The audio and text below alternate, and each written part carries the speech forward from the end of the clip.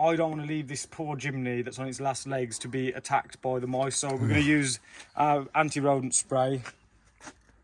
And this should protect it for more than 6 months, because it's hopefully not going to get any rain on it, anything like that. We're going to spray all of these parts, the rubber bits, all these hoses. These older cars, I don't think they suffer so much with the soya base plastics, so it should be okay, but I'm not leaving anything to chance, so we're just going to spray all of that. I mean, ideally, if I had more time, I would have jet washed the whole engine bay before doing this, removing any potential old trails of the rats, the scent trails.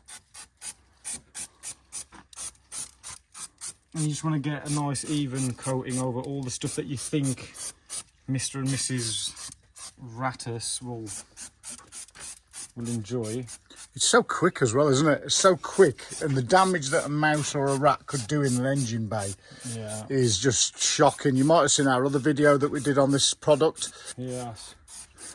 I'd advise not to put it on too many, like if it's going to go into electrical components, you don't really want that, because it might have some sort of static effect and cause some electrical kind of wizardry. But if you spray it on the cables like that, there's no problem whatsoever. So we're going to do the same on this, if there is any rubber lines, because these are just normal. This actually works much the same as in products that you don't want children to eat, like rodenticide, rat poison, mouse poison. They put a thing called Bitrex. Now, Bitrex, you might remember this from school days. This is what they used to put on people's fingernails to stop them chewing them, because it tasted so disgusting, and it's the same principle really.